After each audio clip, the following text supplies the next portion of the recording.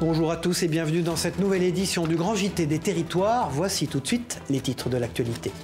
Au sommaire de ce journal, nous irons découvrir avec notre partenaire 8 Mont-Blanc le tout premier chantier de construction d'habitat collectif des Pays de Savoie, utilisant un nouveau matériau, le béton bois. Car le béton est un émetteur de gaz à effet de serre conséquent. Le béton issu du bois pourrait donc être l'avenir du BTP. Pour prolonger un peu les fêtes de fin d'année, Via ATV nous fera également découvrir le Martiniquais Boris Blanc, qui a remporté récemment la 8e édition du concours The Bartenders Society. Il a emporté le titre du meilleur mixologue du monde face à 20 candidats de 16 pays différents. Nous le rencontrerons dans ce journal.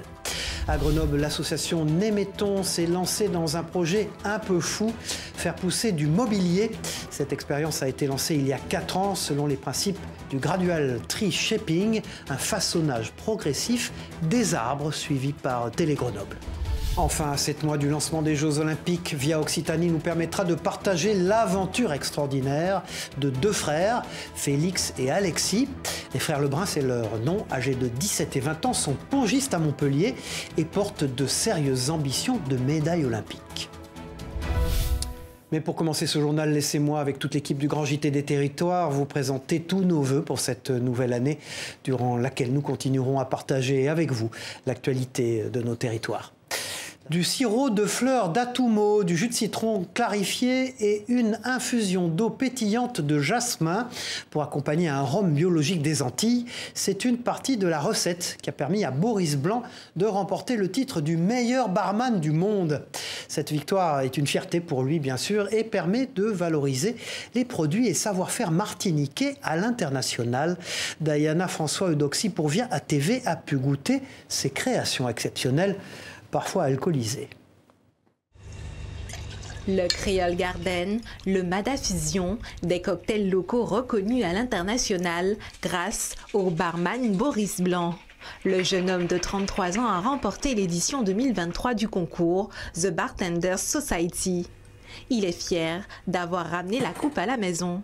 On commence à réaliser, mais c'est surtout une fierté pour bien sûr d'abord pour l'ego, mais surtout pour un petit clin d'œil pour la famille, petit clin d'œil pour ceux qui sont partis avant nous, et puis aussi pour mettre en avant ce pays qui est notre Martinique. Une créolité mise en avant avec des saveurs tropicales comme l'atumo, le jasmin, le gingembre et l'eau de coco.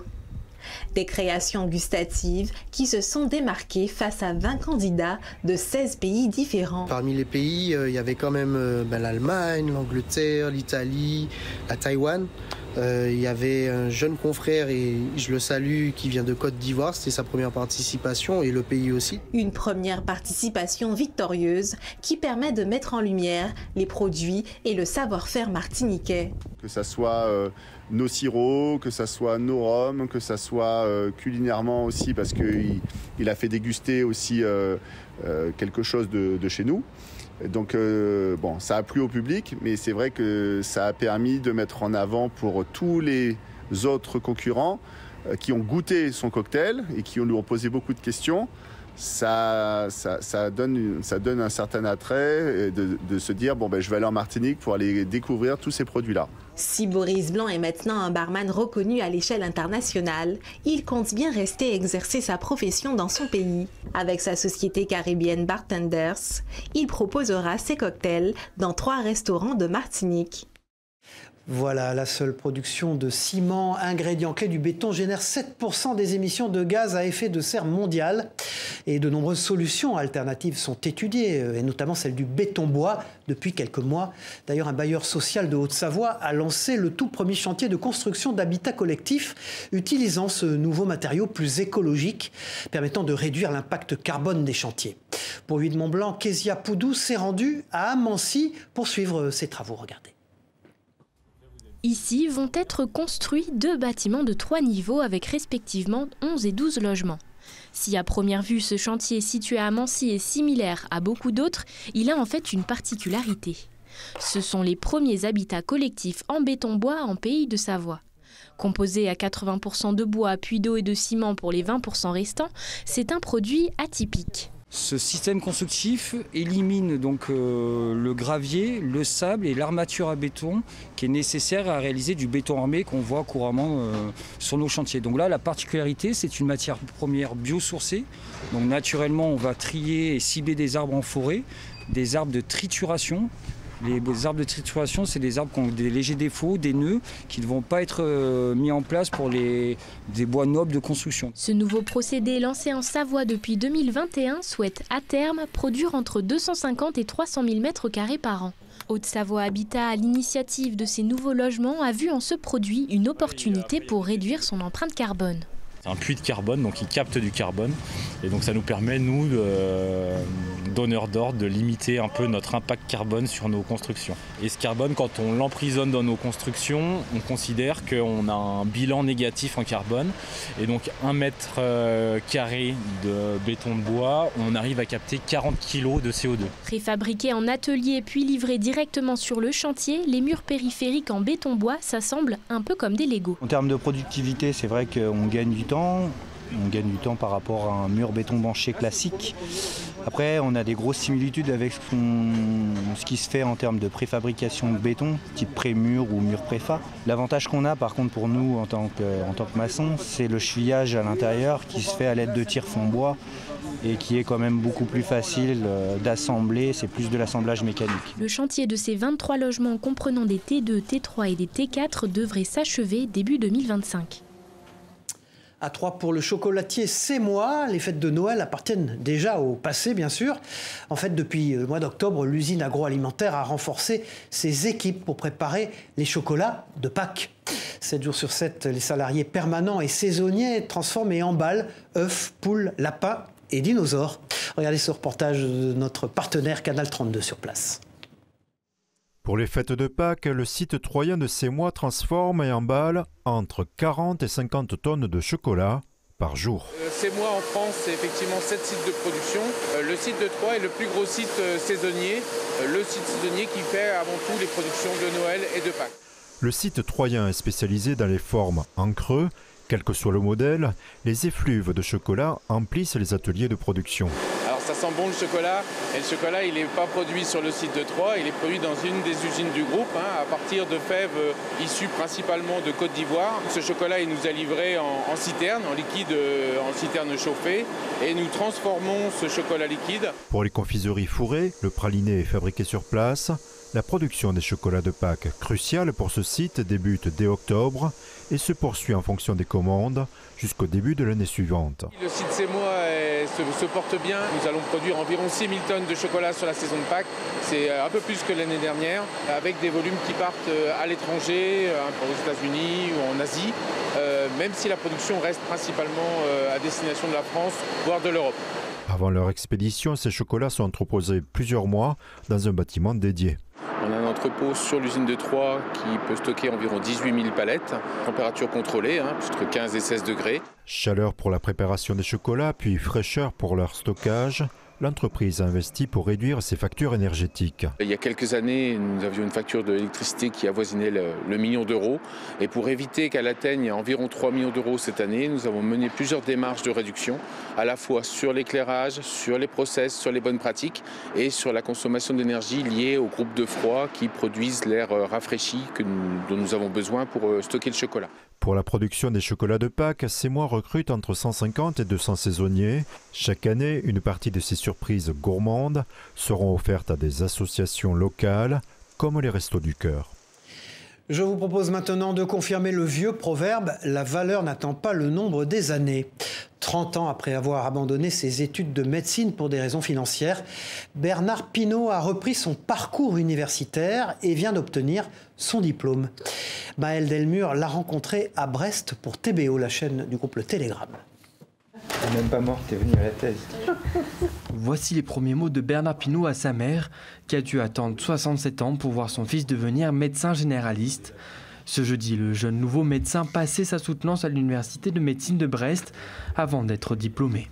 J'ai une partie âge normal, études jusqu'en 6e année, un petit arrêt de 30 ans, et puis ensuite reprise par Parce qu'entre-temps, ils avaient inventé le scanner, ils ont inventé l'IRM, ils ont inventé l'échographie, ils ont inventé des nouvelles thérapeutiques. Après une rapide délibération, le jury a décerné la mention la plus élevée possible à Bernard Pinault. Le médecin souhaite maintenant exercer à temps partiel sur l'île de Sein en remplaçant 1 mois sur 2 la doctoresse sur place. J'adore les îles, j'aime faire du bateau. Et donc j'ai fait un stage à Sein. La population m'aimait bien. J'aime bien l'exercice comme ça. C'est une médecine sur un tout petit territoire, mais donc c'est là, on a du temps pour l'exercer. On n'est pas pris par le temps. Une consultation peut durer 5 minutes ou une demi-heure. Il n'y a personne qui va rouspéter. Une bonne nouvelle pour l'île de Sein, dont le maire attend déjà avec impatience son nouveau médecin généraliste. Une île sans médecin ou infirmière, c'est une catastrophe. Donc on est très content si une solution est trouvée en remplacement du docteur Mastias, dont on regrettera le départ. Mais pour le moment, l'île de Sein va devoir tout de même attendre début novembre pour voir débarquer sur ses terres le nouveau médecin. Sans transition aucune, je vous propose, avec notre partenaire VO News, de découvrir ce concept original lancé à Saint-Ouen-l'Aumône, venir entretenir sa voiture ou sa moto pour le plaisir. Les passionnés de mécanique peuvent utiliser les 1300 mètres carrés d'atelier, tout équipé comme une salle de sport, par abonnement. Cette enseigne unique en France a déjà fait plus de 200 adeptes dans le Val d'Oise. Regardez. Être abonné à un club de mécanique comme à une salle de sport, c'est le concept unique en France du Méca Club. Avec ses 15 box tout équipés, installés dans un atelier géant de 1300 mètres carrés, les passionnés de mécanique peuvent venir entretenir leur voiture ou leur moto toute l'année. Vous prenez un abonnement, vous avez accès à une partie de l'atelier en illimité, du mardi au dimanche de 10h à 20h. Donc tout ce qui est machine à pneus, équilibreuse, bande géométrie, valise diagnostic, espace de travail partagé, ça c'est illimité. Et puis il n'y a que les heures de pont qui sont soumises à organisation. Et donc pour ça on a différentes formules avec plus ou moins d'heures de pont à consommer dans l'année. Et ça permet de répondre à tout type de projet, que ce soit des petites réparations, des grosses réparations, de la restauration de véhicules, de la préparation de véhicules pour le circuit. Voilà, on est capable de tout faire. Pour moins de 30 € par mois pour une voiture et 20 € pour une moto, le Méca Club est surtout un lieu d'échange et de partage autour de la mécanique, destiné à tous les passionnés, quel que soit leur niveau. 90% de nos clients, c'est des novices. Pour la plupart, ils n'ont même jamais encore monté un véhicule sur un pont. Donc on leur apprend à mettre déjà un véhicule sur un pont en sécurité et ensuite de faire des vidanges, des plaquettes. L'autre niveau, c'est les pneus, la géométrie. Et puis on avance comme ça, step by step. Comme dans une salle de sport, on a des coachs, donc ils sont 4, et du coup, ça permet de les accompagner dans tout ce qui est ensuite distribution, voilà, embrayage. Voilà. Le but, c'est, il suffit d'avoir l'envie, et ensuite, c'est du temps, de la patience, et puis du plaisir, en fin de compte, tout simplement. Venir au Méca Club pour le plaisir, c'est le cas de Thierry, un ancien mécanicien auto. Tout le monde se donne un petit peu des ficelles, hein. On ne connaît pas spécialement toutes les voitures par cœur, donc il y a toujours des gens qui ont rencontré des galères et qui connaissent, quoi. Donc tout le monde s'échange. Avec plus de 200 membres ici à Saint-Ouen-l'Aumône, le concept de self-garage connecté est en plein boom. Anthony souhaite lancer 2 nouveaux projets de Méca Club dans le sud francilien et à Bordeaux. Voilà, plutôt que de couper du bois pour le transformer en meuble, l'Écolab Némelon de Grenoble s'est lancé dans un défi un peu dingue, faire pousser des meubles. 4 ans après leur plantation, les tabourets du jardin de Lugue ont été récoltés. Pour Télé Grenoble, Jérémy Pinard a visité cette usine naturelle. Regardez. Au jardin de Lugue, c'est l'heure de récolter ces tabourets. 4 ans après, l'association Néméton arrive à terme, ou presque, de son projet appelé le tree shaping. Le concept est simple, guider la croissance d'un arbre pour qu'il prenne la forme que l'on souhaite. Alors là, ils y sont plus, mais pendant plusieurs années, il y avait tout un jeu de tuteurs qui nous a permis de guider les Paulownias au fur et à mesure qu'ils poussaient le long des tuteurs. Réputé pour sa croissance rapide, le Paulownia est un grand consommateur de CO2. Il fixe aussi très bien l'azote dans le sol. Un peu la possibilité de faire du mobilier qui consommerait plus de CO2 que ce qu'il en rejette en étant produit. Si l'expérimentation scientifique est intéressante, faire pousser des arbres en forme de mobilier peut faire ressortir en chacun de nous un merveilleux monde enfantin. Ah, mais moi, quand j'ai dit à tous mes amis qui me disaient « Tu fais quoi ces derniers temps ?» Je leur dis « Bah écoutez, moi je vais récolter des tabourets. » À chaque fois, j'avoue que à chaque fois c'était « Quoi? Mais attends, raconte-moi, qu'est-ce qui se passe ?» Et voilà, et là, t'as l'impression de raconter une histoire de fou. Une fois récoltés, les tabourets sont stockés tout l'hiver pour sécher. Une résine sera coulée pour constituer l'assise et les pieds seront retravaillés pour assurer une stabilité. L'association Nemeton part vers d'autres aventures, d'autres gros projets qu'on a à gérer. Donc pour l'instant, on ne va pas continuer les expérimentations de ce côté-là, mais peut-être que ça reprendra un jour. L'association se concentre sur son projet de Biolab, un laboratoire collaboratif pour la transition écologique. Quant à eux, les tabourets, une fois finis, seront installés sur la terrasse du Bar Radis à Grenoble. Ouvrons maintenant une large page de ce grand JT consacré à notre patrimoine.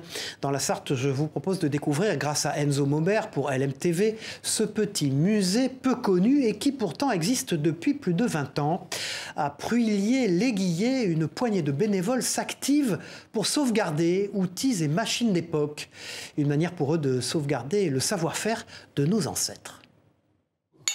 C'est un endroit où la rouille raconte l'histoire, celle de nos aïeux jadis briquetiers, tonneliers ou sabotiers. Là, on a deux énormes machines en fonte qui ont permis, au début 20e encore, de fabriquer de façon mécanisée ce que nos anciens faisaient à la main avec des outils différents. Voilà 20 ans que Richard et d'autres bénévoles ont fondé ce musée en hommage au métier d'antan. La première chose, c'est sauver la mémoire. Et pour sauver la mémoire, eh bien, l'outil, la machine, l'instrument, c'est fondamental. On a trop d'outils qui sont partis à la ferraille, de bois qui ont été brûlés.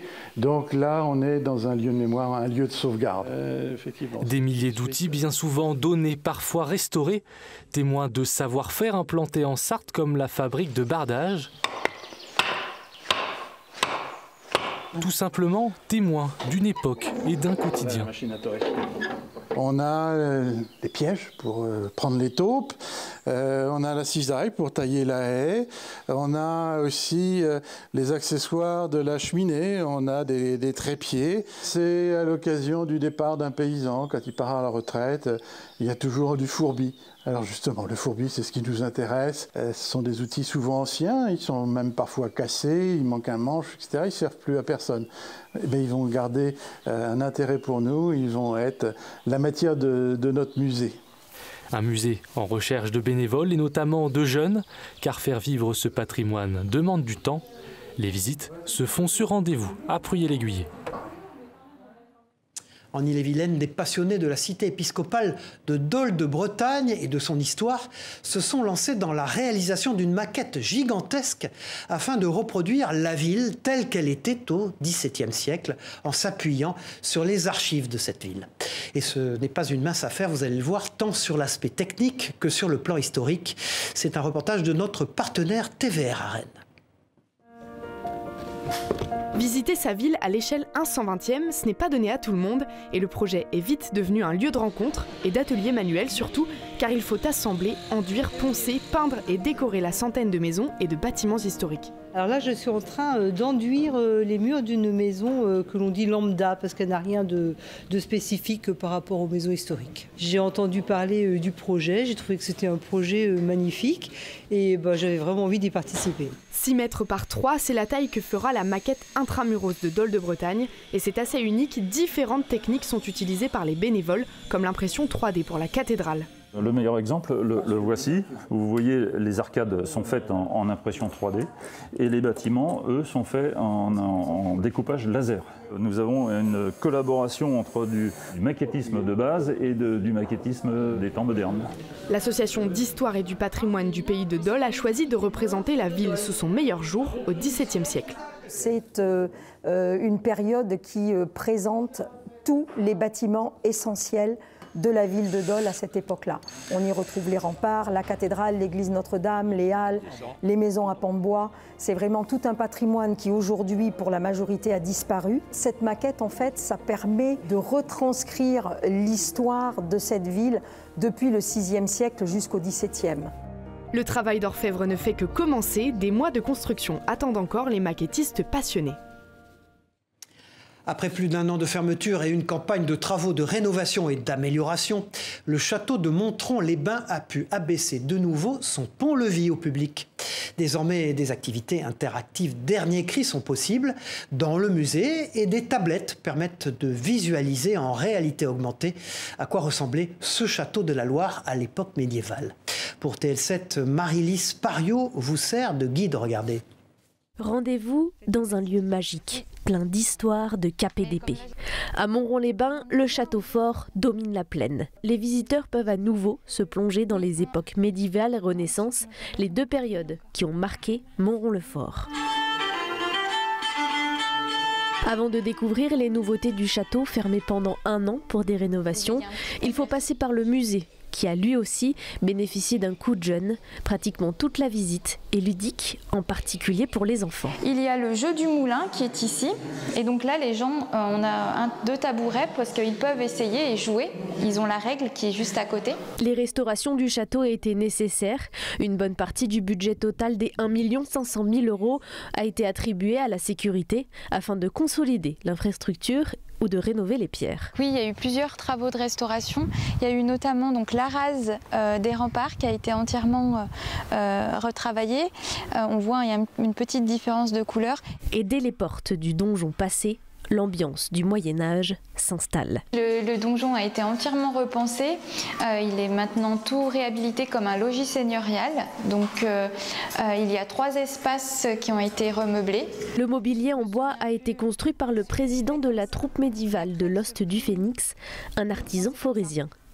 Et la grande nouveauté de la visite, c'est cette tablette, munie d'une application de réalité augmentée. Grâce à elle, le château en ruine se reconstruit. On est tous très heureux de pouvoir accueillir de nouveau du public dans le château, tout public en plus, hein, que ce soit des enfants jusqu'aux adultes. Et puis de revoir ce château revivre, pour nous c'est une victoire aussi. Exactement 500 ans après le mariage d'Artaud et Marguerite, illustres personnages ayant vécu au château, ils se tournent vers l'avenir avec des événements comme la fête médiévale le 5 et 6 août et des activités tout l'été. Nous allons réfléchir pour l'année prochaine à une saison culturelle avec du théâtre, de la musique. Et puis bien sûr, pour continuer à attirer du public, il faut qu'on se renouvelle constamment. Donc on commence déjà à penser dans un coin de notre tête aux futures expositions temporaires, à avoir toujours quelque chose de nouveau à proposer. 1200 personnes ont déjà visité le nouveau château. Ils n'ont croisé ni fantômes ni squelettes, du fin fond des caves jusqu'en haut du donjon, à nouveau accessible. L'an passé, avec leur club de Montpellier, Félix et Alexis Lebrun étaient encore pensionnaires de 2e division du championnat de France de tennis de table. En quelques mois, les 2 frères, âgés de 17 et 20 ans, sont devenus de véritables stars reconnus du milieu du ping, comme on dit, et de sérieux candidats à une ou plusieurs médailles lors des prochains Jeux Olympiques de Paris. Regardez ce reportage. Au moment de notre tournage, Félix Lebrun est annoncé comme le 9e meilleur joueur du monde. Un rang qu'il obtient juste après avoir remporté son tout premier titre majeur à Antalya en Turquie. 1 mois après, le plus jeune de la fratrie Lebrun campe à la 8e place. Une performance XXL pour celui qui, à 17 ans, devient le 3e plus jeune joueur à intégrer le top 10 mondial. C'est seulement le 4e de l'histoire en France à avoir fait ça, après Secrétin, Gatien et Gauzy. Donc c'est forcément exceptionnel. C'est le premier à cet âge-là en France. Maintenant, connaissant Félix un petit peu maintenant quand même. Et puis tout ce temps, il ne veut pas s'arrêter là. Donc c'est une très belle étape, mais il faut continuer. À 8 mois des Jeux Olympiques de Paris, Félix et son frère Alexis changent de dimension. Ce soir-là, pour un match de tennis de table à Montpellier, plusieurs médias nationaux sont présents. Des caméras, une salle remplie, voilà l'effet Lebrun à Montpellier et Nîmes depuis les dernières médailles d'or et de bronze aux Jeux européens. Je trouve ça sympa, ça fait un peu comme une équipe de foot là. Il y a des médias autour de nous, franchement c'est cool, si ça peut aider à médiatiser un peu le sport, le tennis de table, donc franchement c'est super et on le prend avec plaisir. Allez mon frère, allez gars, allez. Sur cette semaine de championnat, c'est Félix qui démarre le match. Alexis vient en second confirmer le premier point derrière la rencontre de Félix. Partenaires en club, pairs en double, rivaux en simple, Alexis et Félix Lebrun évoluent côte à côte tout en étant adversaires. Ils ont une rivalité qui est extrêmement saine. Ils s'aident plus qu'une rivalité et ils s'aident et je dirais même ils s'aiment. En tribune, les parents des deux frères suivent cela de très près car le ping, c'est une histoire de famille chez les Lebrun. Stéphane le père aux commentaires ce soir-là, Dominique la mère qui a demandé un mi-temps à son travail cette année. Du temps pour gérer l'effervescence autour de ses enfants dont le rêve de Jeux Olympiques pourrait se réaliser cet été. Oui, ils ont l'objectif des Jeux Olympiques et de la qualification. Je pense qu'ils seront vraiment contents. Et je pense qu'on ouvrira une bonne bouteille de chambre quand on aura vraiment la qualification. Alexis et Félix Lebrun ont encore des étapes à passer. Objectif, engranger les points pour réaliser leur rêve d'olympisme. Voilà, c'est la fin de cette édition. Merci à tous de l'avoir suivi. On se retrouve très vite pour une nouvelle édition du Grand JT des Territoires.